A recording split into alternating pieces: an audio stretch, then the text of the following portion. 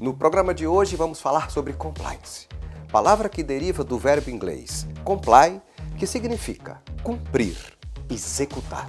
Vem daí o termo compliance, cuja tradução mais adequada para o português é conformidade. Conformidade com as leis e com os princípios que garantem transparência na condução dos negócios, assim como o bem-estar das pessoas.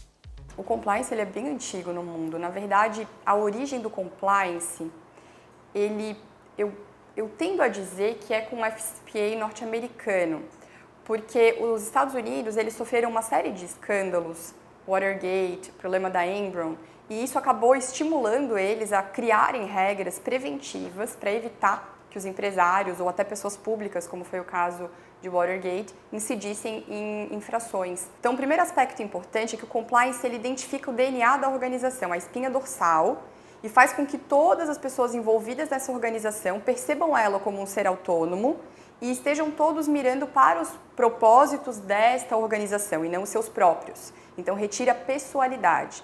E aí que se falam de valores éticos e morais da organização.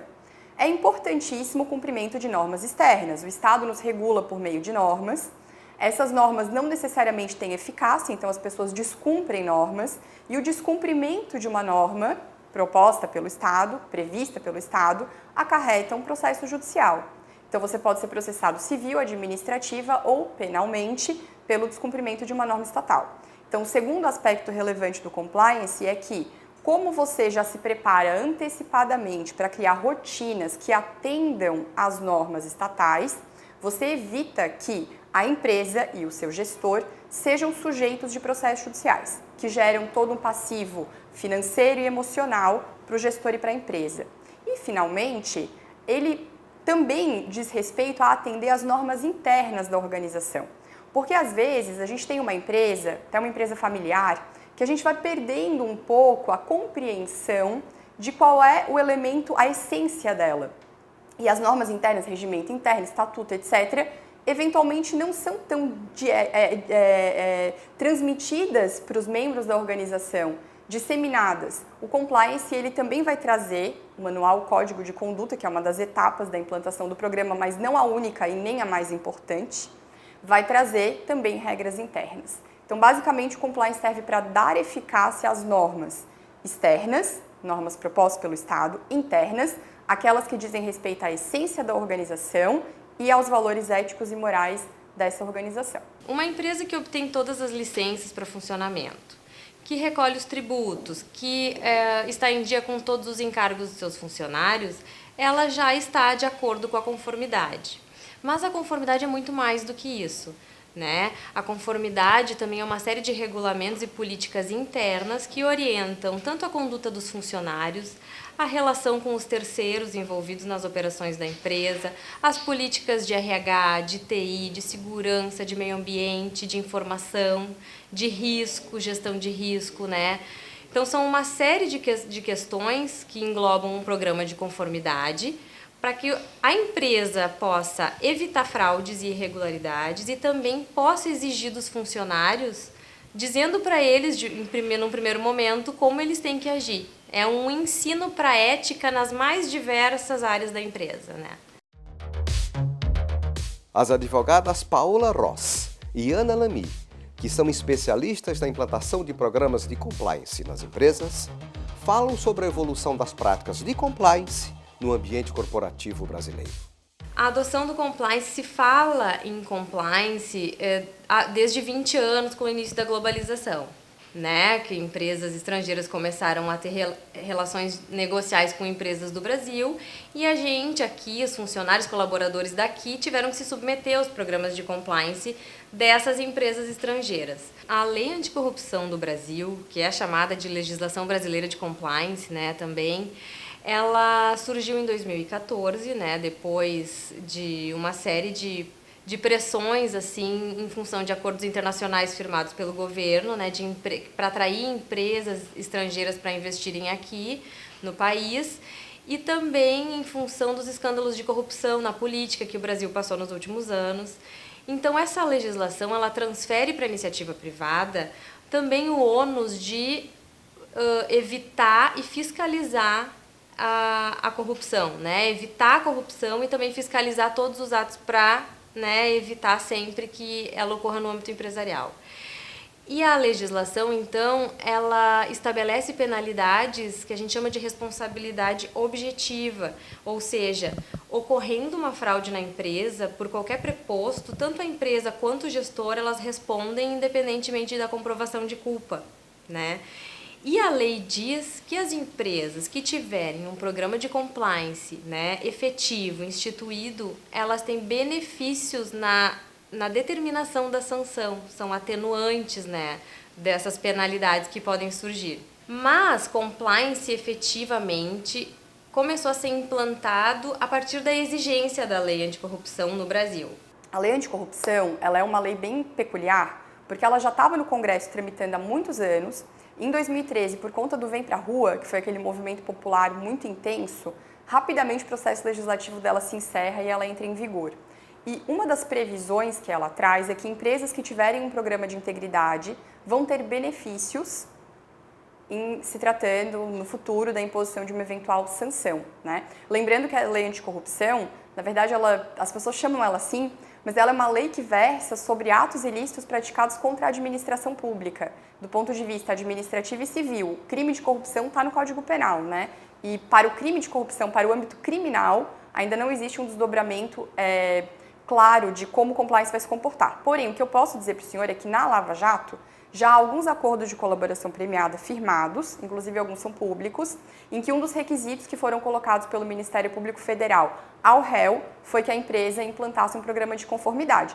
Outros órgãos como o CAD, Conselho Administrativo de Defesa Econômica, e a CGU estão se dedicando muito ao estudo do compliance, à criação de cartilhas.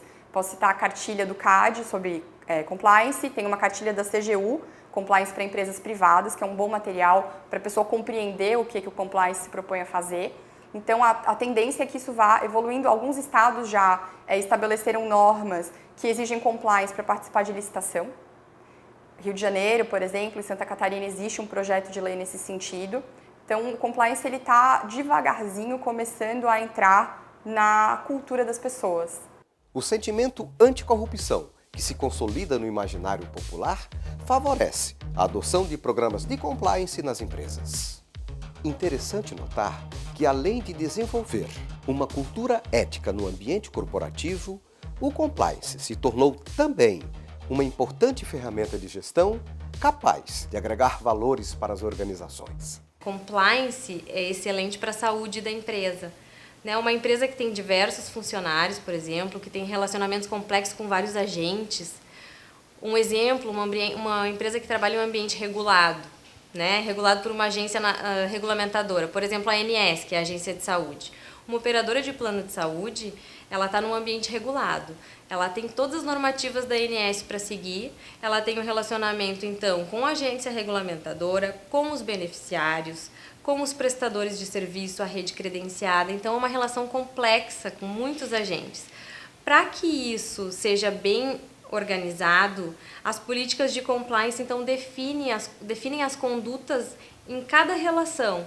Como será a política com os terceiros, como será a política com os beneficiários, respeitando sempre a legislação, mas também criando os princípios internos da empresa, os valores que ela vai exigir dos funcionários. O compliance ele torna a organização mais rígida, mais íntegra. Ao torná-la mais rígida, a operação dela melhora. Ele dá um boost de operação, porque ele faz com que ela não tenha que se preocupar com questões que são importantes para a sua estrutura, mas não essenciais e afetam a operação. Então, esse é o primeiro fator. O segundo é que, por conta da Operação Lava Jato, uma série de regras novas surgiram no Brasil, inclusive uma que dispõe especificamente sobre a implantação de programas de integridade, e a Controladoria Geral da União também criou regras de operacionalização dessas normas. Então, cada dia que passa, e isso é uma aposta minha, do meu escritório, nossa, as empresas elas vão precisar de compliance para poder estar habilitadas a fazer determinados negócios. Hoje elas já precisam para poder operar no exterior, por exemplo. Então, se você vai operar com os Estados Unidos da América, você tem que ter conformidade com o FCPA, que é justamente a regra norte-americana que regula a relação de empresas americanas com pessoas jurídicas públicas e privadas estrangeiras. Se você tem que fazer negócio com a Inglaterra, você tem que estar de acordo com o UK Bribery Act. Mas, acima de tudo, dá também um valor, melhora o valuation dessa empresa. Então, se eu quero vender a minha empresa, ter compliance torna ela, agrega um valor a ela, inclusive para fins de venda. E para essas empresas implantarem com sucesso seus programas de compliance, é preciso treinamento. Os funcionários precisam ser treinados para compliance, treinados para um comportamento de conformidade, um comportamento ético, né? Então é extremamente importante ensiná-los para que eles possam cumprir e fazer valer esse programa.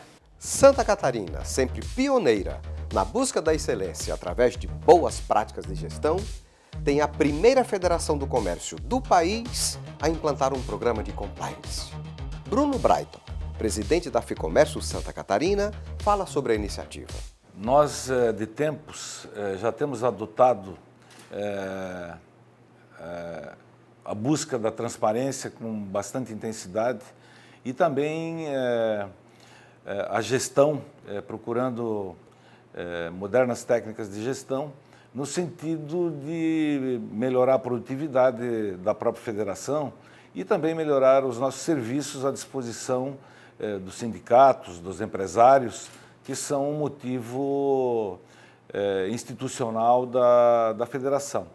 Então, dessa maneira, entendemos que o compliance, né, vai ser uma ferramenta que vai fazer com que os nossos clientes internos, os nossos funcionários, os nossos sindicatos, clientes externos, são os nossos empresários, que possibilitem que essa ferramenta possa fazer com que as normas, as regras, os procedimentos da federação, eles sejam cada vez mais éticos e mais profissionalizados.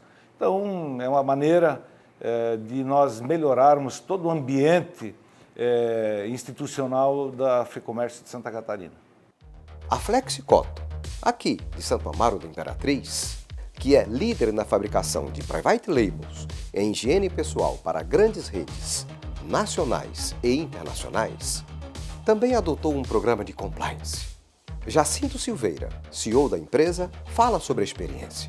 A gente busca o reconhecimento das melhores práticas de gestão, mas e principalmente na nossa relação internacional hoje de exportação, isso é muito importante porque nem todos têm a possibilidade de vir visitar, conhecer a empresa, e o que conhecem da história da empresa, o compliance ajuda a cortar esse caminho. A gente teve um exemplo importantíssimo no meio do ano passado, numa negociação com a Amazon nos Estados Unidos, e que, até para surpresa da diretoria da Amazon, eles como estava no escopo de perguntas, eles perguntaram, tá, mas eu vou perguntar, mas provavelmente vocês não tenham.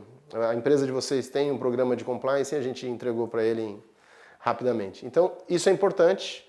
O nosso programa está baseado nas normas do FCPA, que é uma norma americana, anticorrupção, e é isso que a gente defende. Então, deveria ser algo normal, né? Mas para muitos ainda soa como virtude. Não é virtude, a gente acredita que isso sim é o correto, é o que a gente deve fazer, é isso que coloca a empresa na posição que ela tem hoje, líder no mercado de private label, com grandes clientes, com grandes players, e o compliance vem para avalizar, mas principalmente para chancelar tudo que a gente já fez até hoje. Mas como implantar um programa de compliance na sua empresa? Acompanhe o passo a passo, de acordo com as especialistas. Bem, a empresa deve contratar um profissional que já tenha conhecimento, que tenha experiência na implantação de programas de compliance, e cada empresa, seja ela pequena, média ou grande, pode adotar programa de compliance, e é muito específico o desenvolvimento das políticas para cada empresa.